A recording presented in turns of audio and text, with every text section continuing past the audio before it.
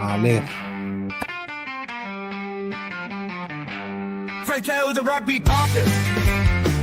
The Italian Rugby Podcast. Fratello the Rugby Podcast. The Italian Rugby Podcast. The Italian Rugby Podcast. The Italian Rugby Podcast.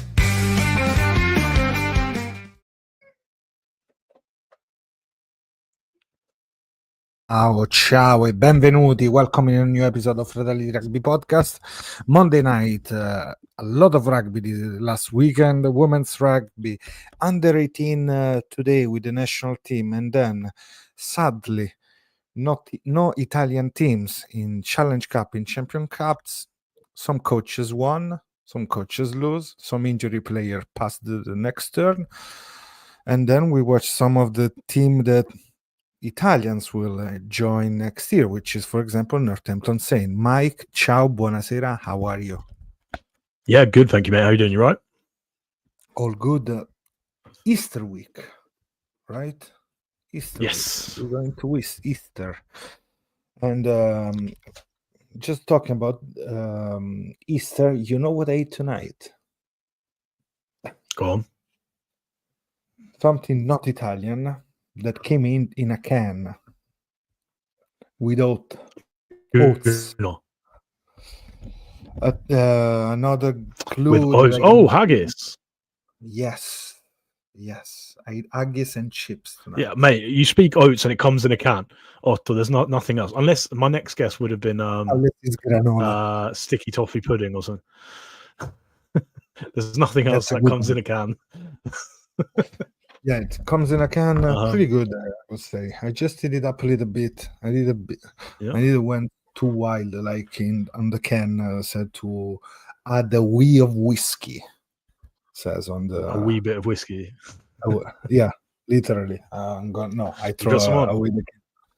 Yeah, but pretty good. I know half Italy is gonna eat me for this, and before we start, Mike, I was analyzing our YouTube channel, how it's growing, how it's going, and we have 37% of people not subscribed to our channel that enjoy watching and this is only the last 28 days I checked. So guys, you that you are listening our product contents, put the finger on the lap and come on, work for us. Costs nothing, guys. Helps us out. A lot of support, and of course also if you have something to say about us, about the shorts, the stories, just drop a comment because always useful. Mike, shall we start? Because there is a lot of rugby. I think the women's, we're gonna do a big recap at the end of the campaign for Roselli, but a victory was what we want.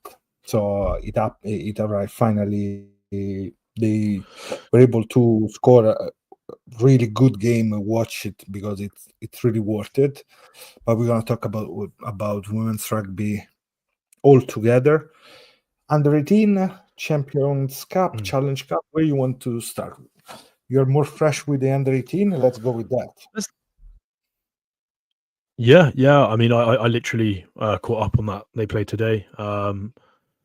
There's some good players coming through. Really good players, and for a lot of the people that listen, I know they followed our age grade for a while, Otto. And if we're looking back at like previous years, especially under Brunello, I think it's fair to say we were quite heavy dominant. Like we loved our mauls, we loved the scrums. We had people like Rizzoli, Genovese. We looked at some of the props that we've had under him, and now it seems like there's a swing, Otto. So the backs look good, Otto. What are your thoughts? They're strong and they can move the ball. This is something that we have seen from this, and we have a couple of really good players under high balls, which is great because it's an area where we usually lack. And seeing this, it reminds you in a certain way that under 20, like when we talk about maybe the under 20s, more similar to that one with Pio Vaccari, that speed in the line. This can give a lot more, and also is interesting because the majority of these players are under 18. Because there was also the under 19 traveling. They've been smashed by Wales pretty bad, but was a lot of like turnover in these games because they like the bench from the last game started this game, so they are trying a combination. Not all these players play together during the tournament, during the season, let's say, but under 18, a couple of really good skilled players, and we have a couple of really interesting physicality, Mike, in this under 18, I think. Yeah. I mean, Yeah, there's a couple for this players kind of immediately. player. We are looking for this kind of Yeah, players. We're looking for the strong man. sure. So tell me For more sure, about for this sure. game. What you see? Yeah, I think obviously there's some standouts. Like there's some players. You don't even need to watch rugby to see the standouts on our team. But David, is it Luisado? Luisado, David He's Luisado, good. the winger. He's good. Like he's really good. Good in the air, aggressive. Like he just puts his head in places wingers don't normally. Very busy. He's got a bit. The best person I can describe him is he's got a bit of nose to him, if you know what I mean. Nosy, like just tough. He looks tough. He goes up in the air. He competes at everything. Like he fell on his head a couple of times as well. He just got up and did exactly the same thing 2 more times. He's someone that looks very, very good, and I'm hoping that we can develop him and put him in the right places to get more out of him because, man, he's electric. He could be very good, and I say that with the utmost respect to France, he was the best player on the pitch by some way, and it's I think he's one of those again where had he have been in a different team, a little bit like Menoncello when we were watching him out under 18s, under 20s, like he's got something about him, and some of the forwards look very good as well this year, the locks in particular, and I know you mentioned one to me last week. Last week, the guy that then was a man of the match, she's a Germano. Last week, it was really good. The way he played like two weeks ago, but still, it's a strong, big player that we are not used to. Let's say, looks kind of Zambonin. We were mentioning that kind of player, that kind like also the moves in the field looks like that. But if you think he's an under 18, is he that big? Maybe also because the rest of the team, they are not those huge player, but he stands for 8, and in general for what he can do in the field. He is really able in the breakdown, and he's working hard. And today, despite the result, I think Italy played really well. The first half was really tight. There was then the last scoring of the first half, but then they got more points in the second half, France, but not that bad. It's not a tragedy for what you've seen from some player that can be really good in when they're gonna become professional 100%. For sure. I'm really looking forward to seeing the 22 entry start because we created a lot of opportunities. We just weren't. We were just unfortunately not good enough to capitalize. But I don't think they entered our 22 that much more than we entered theirs. So to have a 25-point swing or whatever it was in the end, not worth it. But yeah, there's some good players there. Good competition when you think about like having a two-phase team where there is much more rugby played. The under 18, the tournament, the style of tournament, the level of the tournament is higher than Italy, even in that age. And it's good that we can face off against them. They have a couple of good, really strong physical players. One for me was Zach Price, the prop, the number 3. Yeah.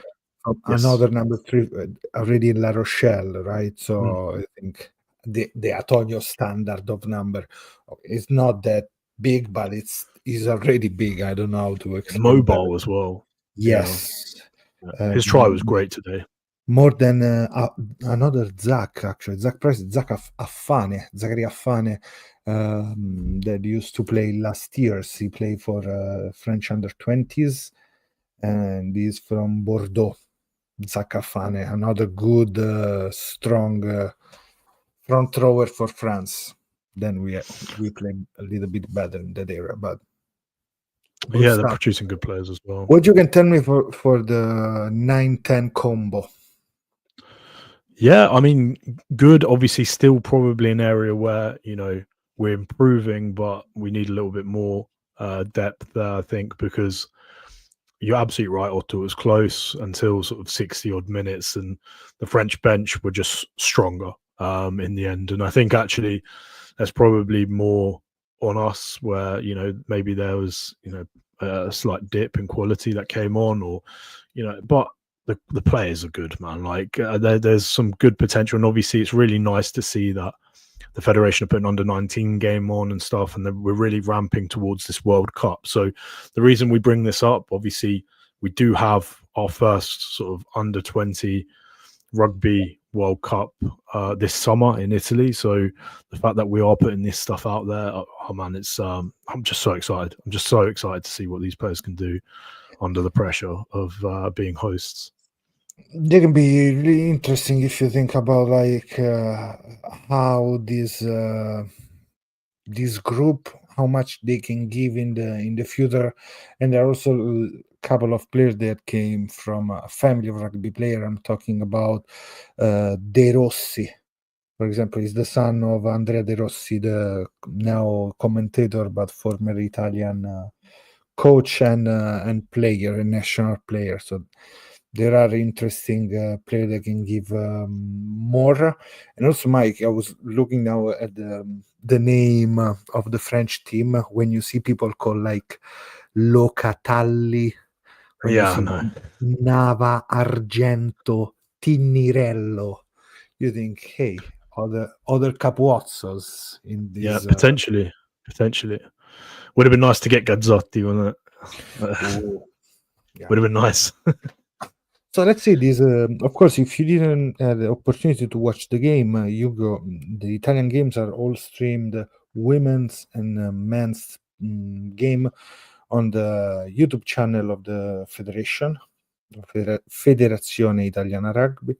You can watch all the games, how many times you watch, but subscribe there and subscribe to the channel so you know what happened every time. And right, we can give you the update on stuff. Other interesting things about the young player, Mike. Of course, we have the former under-20 May that play also this week. There was also a good game by Massimo Ortolan, another Italian sound, with François May. But there is the former under-20 number 6. Yeah, it was a blind flanker. Anyway, back rower Bellucci, that now he's playing in New Zealand with a team there, so he's spending his let's say the summer there.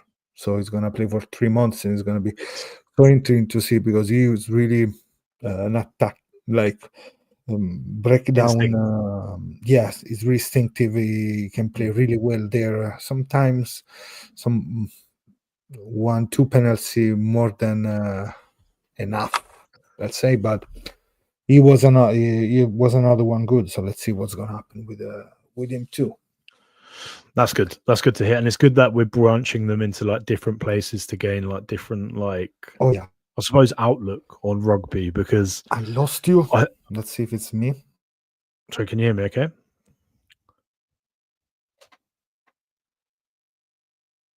Hello. Hello. Now I'm back. I can hear you. Yeah, I can hear you. Okay. No, it's my connection today is pretty bad. No, you're fine, mate. So I was just saying it's really good that we're, giving these players different experiences, and, giving them the opportunity to play in, very different focuses of rugby. Cultures. Yeah. And I think actually, one thing that we Northern Hemisphere lack normally is what to do after a line break, because after a line break it's instinct. It's not set piece, right? You can try and go wide and pass it to an athlete. That's fine. That works if you have someone like Johnny May. That works if you have those sorts of players. But the French do it really, really well. Like line break, they just flow, offload. Like, it'd be nice for us to learn a thing or two about that and see what we can do. And I'd love to see maybe a 9-10 go out and train in New Zealand. I'd love that. If we had quality like under 20s, I'd love to see a 9-10 go out and just like train there for a few years and see how they get on. It's also kind of course, something the difference how these players are trained, and everybody's gonna point out, look at the academies, look how well is the French academy, how bad is the Italian academy if you see the result. But it's not only that at all, because you have to think how much these players, actually individual players, they work in the club. So we should point also the club, the way they coach in the club since a young age, the way to deliver the skills that you need, and the fun, of course, which is key. But if you want to skilled player, mentally prepared, skilled to play high pace tempo rugby, some teams are developing better, and we know that is the DNA of France. We have seen also last week how open was the game with Castres, which is a team that usually play really static in rugby, and then they can open. But this week, of course, they play against Northampton that smashed them really badly, Mike. They just couldn't get a foothold in that game. Northampton were just dominant. Freeman, that try, the first one, is it the first one where there's the inside ball from Furbank? For Furbank, give the back. Seems like in slow mo the movement how they enter. Yeah, I think a beauty. Like Freeman inside ball to and then he runs on the inside. Furbank, and again, yes, nice. Yeah, what a beautiful try. And also, like, it goes to show how important it is to have the right combinations on the field. And if you have, and this is something I think Benetton can learn, it's not always about who is, considered the best player. It's not about all of those things. It's about who plays the best together. And to throw a ball up in the air, maybe that was just a Hail Mary and he was praying whilst throwing it. Maybe. But they know the players will be there. That's the point. Right. They play those scenarios so many times. Looking for another moment was the try in the second half. How Castres defend when Mitchell picked the ball and ran completely lateral in front of the post. Nobody take it. That sucks. And then of course they scored. I was happy to see Pearson scoring, because for me is another one really well talented back rower. Of course, now they have Harry Pollock, which is they didn't touch him though, did they? Pearson walked through like it was on Dumoulin on the old 20 number 23 on the field, the fullback 10 historical player for Cas, but still is not the same. Pollock scored. What do you think about the celebration? Or you like that? I honestly like stuff like that. Who cares? Come on. He's got a bit to see about him as well. I think he's very. Which I can see him in general, right? Yeah, but I can see him not being liked in England, right? I don't think. As in, I can see part of the media trying to build him up, and I can see the old people with like, the sweat patches. Yeah. Like, get in your box, kid. Get in your box. Like what they did with Smith at the start, where they were like, everyone was talking about Smith, and like anytime he showed any personality, they were trying to sort of break him down. Yeah, man, I like it. I like him. I thought it was funny. I will say this though: had the second row got to him and broken his ankles, he'd be the only one to blame. If you're over that, it's almost like fair game for me. Do you remember when Sexton didn't put it down in the Six Nations, and then someone, I can't remember who hit him, started complaining like afterwards that he got hit hard? Well, don't mess about, and you won't find out. Also, the lock. I don't remember the lock of Northampton. He played a really good game. Oof, but I don't remember the name now. I will check. Can't I will remember check either, to be and honest. see if it, We did have an Italian on the pitch though in the second half, didn't we? With the hooker, the cast hooker.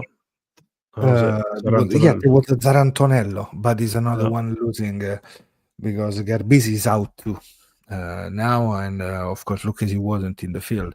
So if we want to go from Northampton Saints, of course they won another game. Actually, let's start with Leinster. Let's put Leinster was the Friday game. It was the game that everybody knows how it was going to end it up when we read the name on the squad. 0 point something like that, Mike. How was Leinster so good this another week? Of course, you didn't come with the big guns, and this week they're gonna play against Zebre. So I really don't understand the management of Franco Smith for the selection, because of course, you have to respect Zebre, but you have one chance, one opportunity, one shot against Leinster. Leinster, you're gonna play again during the URC, but come on, play better, put a better team. Rory was playing on the wing. My God, the scrum off that is playing. Oh yeah. Yeah. I'm not sure, man. Like, it's one of those where I've got to be honest. It got to, I think it was like 55 minutes, and I was like, there's no counter punches, and it was all like, it was just all a bit sad, wasn't it? Really.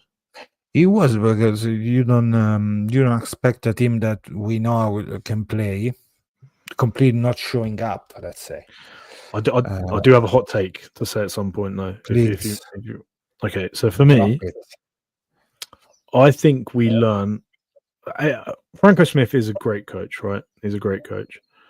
However, and I'll say this very carefully, I think we learn a little bit about what happens when pressure is on under Franco. Under no pressure at Glasgow, he managed to get the best out of the players. Now he's been putting his hands up there saying he wants to coach internationally, this, that, and the other. And he's needed to eat crow a little bit here, because ever since he said that, I think he's struggling to get the players to believe in what his picture in is. The call, let's say, in the big picture. In the bigger picture, yeah. That's just a hot take. I don't know. I might be wrong, but that is just, since he's been talking, it's looked worse. I mean, when you came in with, honestly, with Jamie Dobby on the wing, and I was looking at the team, Vailanu, that is not anymore the first choice. Okay, Fagerson, okay, Darch, but then Talakai, Macbeth in the props. Then you have Tom Jordan, but no, it didn't work as should have. And they were good. Leinster was good. Even Prendergast had a great game. Yeah, he was very good. Even him, I mean, why I'm saying this, because also in defense, it wasn't that those big issues, the big struggle, because the score is 0 for Glasgow. So no matter what, it was good. Huge Jordi Barrett, huge game. Just disgusting. Like, when he's a good combo, when you have a 13 like him on the outside, nice. When his first try got disallowed, the first try game, I was like, it had to be him. It had to be him that scored first. I was quite happy that he got choked off. He got one anyway. Big and good try for the Trimax when they at the beginning, because was already, let's say, a lot of energy for Glasgow, a lot of belief still, because the score was on 0. But do you think he stays? Max Deegan played really well this game, number 8. Yeah. Do you think Geordie stays there? No, he's not gonna stay. Probably he's gonna. I think he's gonna go back, and then he's gonna move to Japan. Of course, Japan. I would say in Treviso, but no. Imagine. Ma- Imagine. Right. Im- But Swap. when can we have some speculation about transfer? Because there's a lot of speculation going on in the news. Is that a segment we can do today, or do you want to do that another No, day? quickly, the last Figito was one of the goal of Pavanello that he wanted to score 2 years ago already. There was already some chat about him. There was a chat about St. James, the Sail Shark Center utility to move there. I don't know if they're gonna still look in that area, so like UK, Ireland, URC, or they may be looking for a center from somewhere else. That can be New Zealand, can be some Fijian Drua, can be some Pacifica. I honestly don't know where they're gonna go with the idea of another center, if they're gonna spend money and how much money they want to spend on a center. Question to you then: do you think Menoncello goes? If guns ahead, do you think he goes? I think he will stay another year. You think he'll stay another year? At the end he will stay. I think he's going to go. I think with Brex leaving, I think he'll want to go. Again, that's just no other reason than that's what I think. I think he'll end up leaving.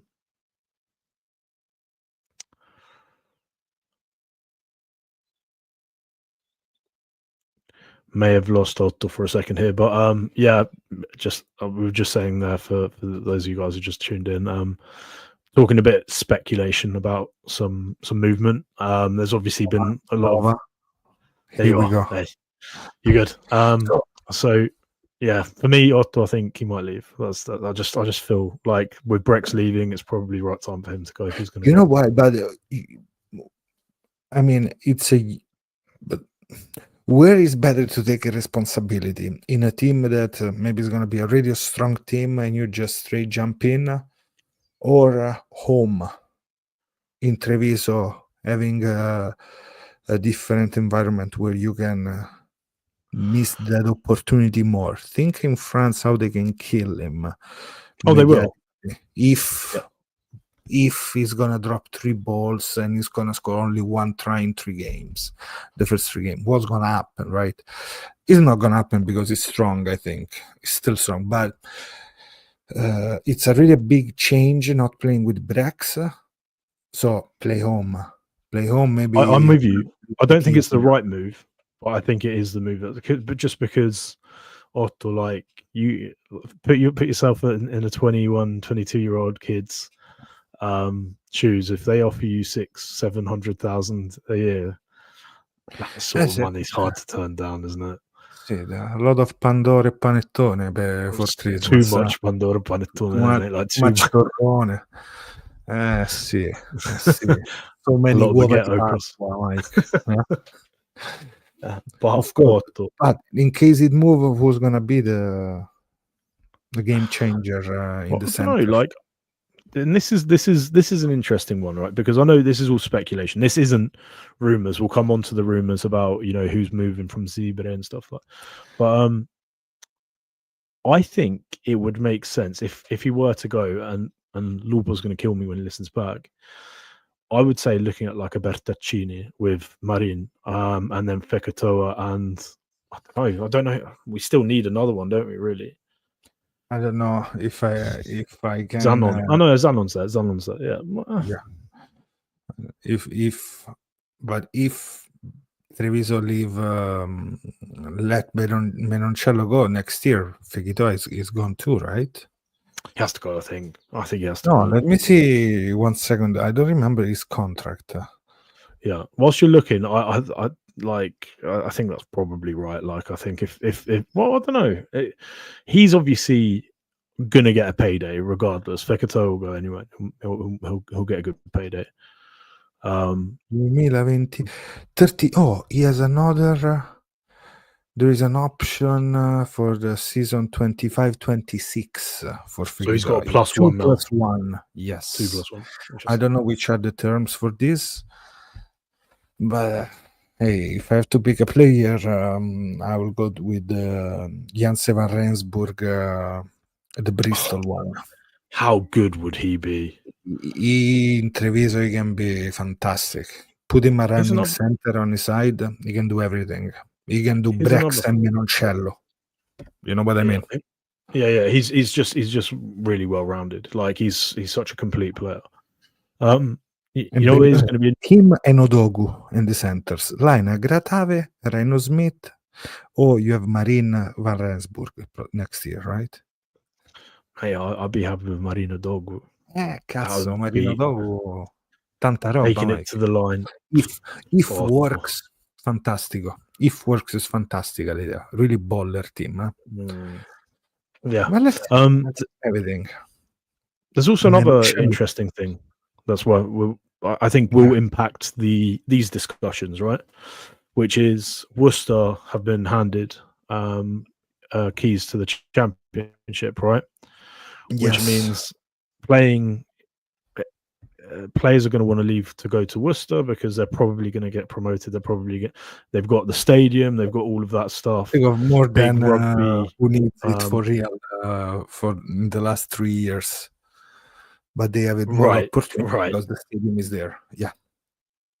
Yeah, well, yeah, Otto. So I think like there's probably going to be some movement, maybe not necessarily from Benetton, but like there's going to be movement in the market, and then when there's movement in the market, people are going to look to fill. Oh, well, we lost a centre, we're going to look for a centre, or we lost the second row, we're going to look for a second row. So, but also if I was Italy right now, if I was Italy, I'd be like, well, look at Benetton and Zebra. I'd be like, look at these under-20s. Like Draw a couple. you're in the championship, wouldn't do them any harm, right? No, interesting, Honestly. interesting call. Good call. Bringo Poku Gianfi to play already there from Bath. Loan for a season Imagine. in the championship. Imagine. Todaro in Yeah. the Yeah. Hey, yes, it's a good call. Players like that, yes, but I don't know. I mean, for youngsters, so maybe also average earning is less than a Gallerini. I'd love to see him play. Let's see. The other move, Zambonin to Exeter, looks like. Yes. So let's see if it's gonna. I'm happy if that happens. It's a big bid for Exeter to get an injured player. If I have to be honest with you, but they see probably something on the development of the player for the next years. With Daffy Jenkins, a good couple of locks, working players. Great. Yeah, great. They're good. Like that would be a really good partnership. And also, I think it's also a reflection of how much Zambonin has improved. We've been saying it for ages how good a player he is, and again, he's almost cursed the fact that had he not been playing for Zebre, people probably would be calling him, the same quality we've been saying for years as well. So, I think that'd be a good move for him if he does manage to go. It will, surely will. And then there are those movement, Mike. The move that didn't work in some teams. So I'm gonna connect again with what happened in the with the Champions Cup, Challenge Cup. If you think 2 years ago, Gianmarioli was playing in Bordeaux for as a joker medical for half of the season, and now he's that crazy squad and he's playing with Fiamme Oro, not that much. A lot of injuries also there, but it's crazy for me, when you have this opportunity. Think also Zilocchi, how bad was for Zilocchi losing that not losing that train completely, like a big sliding doors in that season. Now I'm really happy that he fight back, and he's gonna be the future of Benetton Treviso more than Pasquali, to say, for what you can give in the pitch, what can give you the pitch now. Iman is great as a Centurion, so he knows what it does mean to be Treviso, being in Treviso, the net, the connection around Treviso, all the little shops, everything, all the He'd be a good mascot. crisis. He knows how to move around that for sure. He knows how to present Benetton Treviso, even if he's from Roma. No, but yeah. He's good. He's good on the my- bike, isn't he? Yeah, my 5 leva, my 5 stotinki, 5 cents, Mike. Stotinki in Bulgarian. Stotinki leva, not euro, not yet. Oh, nice. So, nice, yeah, exactly. Nice for now, yes, nice. Yeah. Yeah. Mike. Yeah, Bordeaux. it's going to be interesting. Like I said, I do think that, I do hope. I hope. Oh, sorry, there's a bit of a delay. I'm not talking over you. No, don't worry. I was thinking, I hope somebody will play. Like, think about Menoncello in Bordeaux. They play with Van Rensburg. So think about the good money. Can't we Leave just us get him with Mori? Take an Italian South African. Oh, you can do it. Be cheap. I think. I'd like to see him partner up with Morty and just let him play with Morty for 2 or 3 seasons. Let's see what happens there, mate. Menoncello then has to become the distributor. Those hands, the power is there. No, fantastic. What can happen? But May play 13 this week, not 12, 13. Talk to me. How'd it go? I watch just 20 minutes. I will watch more. Springoncello, Domenico. With Matt Spring and Racing. With Racing, Domenico. Springoncello. Yeah, because the Spring is there. Oh, also, no. Man, wherever he's gonna go, everybody's gonna be happy. Even his partner center is gonna be happy. If I have to tell you, I hope he's not gonna move to Toulon. Because it's better for him not to play together again, my opinion. You know what would be interesting? If Farrell stays, he's at Racing, right? Remind me. He is, isn't it? Right. How good would it be Menoncello, Farrell, 12, 13? See. If he stays. If he stays, but who knows? Let us know where you think he should go, guys. So just comment under this pod. Tell us where you think he should he stay or should he go. Ramoncello, just to say the Ramons Menoncello, Ramoncello. Mike, the Italian, talk about the Italian. Garbisi. Play 10 is not in charge of kicking when it's Jamine in the field, so he didn't kick this game. The probably the injured best. Capozzo wasn't there, of course. Lucchesi wasn't there. I watched the full game, Toulouse Toulon, and if I have to tell you, I didn't like the game at all. You can feel like they are already set. They were set up for finals already. This team, the way they played. Yeah. You can feel it. Exactly, they play in that way. Then, of course, one team scored a lot of penalties. The other one was keep the other team with the mistakes by the T in the game until the last moment, until Ramos went. Couple of lucky penalties given by Carly, if I have to tell you, but he scored also 2 tries. So there was a lot of everything, but you can feel already are those games more of nerves than contents in a certain way. Not that entertaining. Okay, not that entertaining. And Garbisi used a lot of the kick to put pressure behind, but he didn't really sparkle in this game a lot. It was a lot of defense, kick there, push there, the defense platform to attack because they're gonna kick out, stuff like that. Not enough or not much because he tried, but that was the game plan look like. I was gonna say, do you think Toulon do better when they struggle against teams when they're not on the front foot? Do you think that's what that was, or do you think it was something else than that? That's for sure, because Toulouse worked really well around in general, putting down all those opportunities for them to score tries. First of all, they were not able to score tries. A lot of error mistakes from the platform, so stealing lineouts. They work well on that. They track really well, and then when also the changes, they brought so much energies. Probably not the same way what it was expected by the bench of Toulon. Maybe Toulon a little bit better in the scrum, but for waves of scrums and then back the other way. But if I take 3 point, I mean the penalty at the end was what changed everything. It almost paid. It almost paid for Toulon the way they played, but You don't like it. yeah. Yeah. So You don't like the rugby. Mike, next two game of they're gonna be Leinster, Northampton, and Bordeaux, Toulouse, the 3 and 4th of May. What are your Leinster, thoughts? Northampton.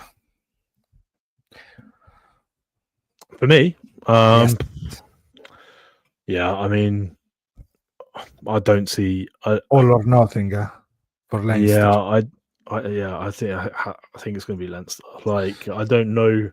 Don't think they're going to be. I don't think Northampton are going to be nilled, but it was so dominant against Quins, and Quins went full noise, and yeah, when they're playing well, mate, it's just tough. Like, also added, Barrett and They're Snow. not conceding points, Mike. In the last 3 games, it was crazy. The results by Leinster, just to tell you, 52-0, 62-0 against the Queens. Still sorry for that. And the game before, 47-21, if I think the round 4 of the champions, because if not, if you go and see the results of Leinster in general, is completely another world, because it's the 3rd game in a row without points conceded for them. It's incredible, but this is going to end up in a way on the other one.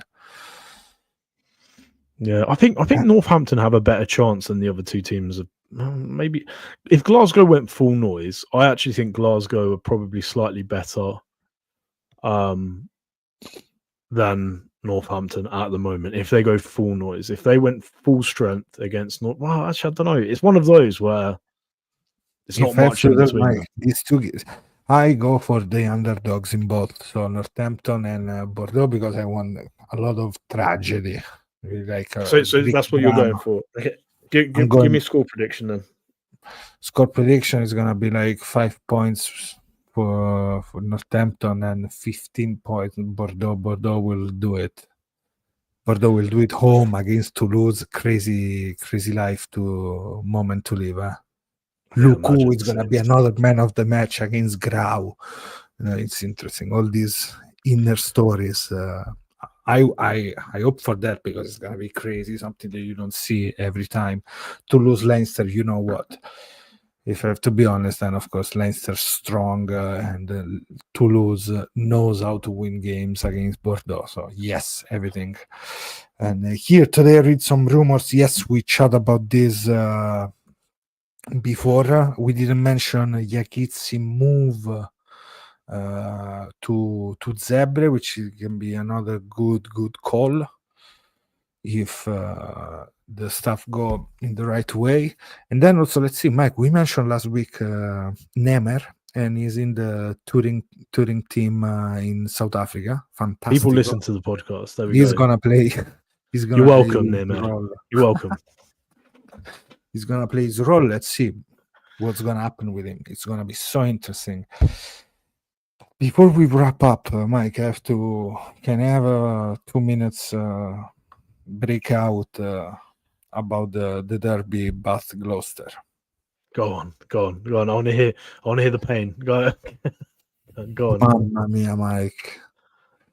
Oh, no, like I was so sad, because it's the same game of 2 weeks ago against Bath. Is one of the worst nightmare, because you see a team that you see, we are playing with Butler at 12, which is a former Worcester Warriors players too, but we are not going with the strongest team possible, And then every occasion where you can lose a ball or do the wrong choice, we take that. Fantastico. Every knock on, every rebounds of the ball where you have to get it and probably you're going to score, you're going to lose the ball. It's going to be a turnover, you're going to lose it, and they're going to score again. Yes, it's going to be like this. A full game was like that. So frustrating. Up and down. Yeah. Come on. Although on the plus side, now you can focus all your efforts on against Saracens. Listen, like how crazy would it be if you guys, bearing in mind where you're at, early, well, I'm gonna say sort of midway from the season, like how crazy would it be if you guys managed to do something special this year in the Premiership? Something that doesn't happen every day, because I was totally focused on again the revenge on the Challenge Cup. Honestly, I was hoping more for that kind of focus. 2-3 games you have to play, and then you're good in the ladder, so you can be that. What's gonna change? A fight really strong for the Challenge Cup, but nothing. So Cazzarola, we lose the game, Mike, and really badly. Good for them, man, because they play well, but hopefully it's not gonna be Bath, the team that is gonna win the Challenge Cup this year. Right, Mike. Right. No. Yeah. Like the pain, copium here. So, Mike, let's see what's gonna happen this week, because it's gonna be the, as we said, Lions against Lions, Leoni against Lions. Actually, Lions against Leoni in South Africa, and there's gonna be also Franco Smith against Zebre home against Glasgow. So let's see what's gonna happen. And that's it for today, Mike. It's gonna be so interesting. Finally, URC is back, and see you next week. We're gonna be here chatting about Benetton Treviso and Zebre Parma. Under 18 is coming. Watch the videos, watch the Six Nation Women's, and watch Fratelli di Rugby. Don't forget to subscribe. Ciao a tutti, Mike. Buonanotte a te. Ci vediamo alla prossima. Ciao.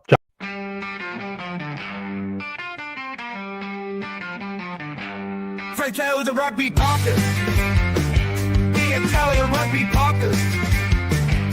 Fratelli the Rugby Poppers, the Italian Rugby Poppers.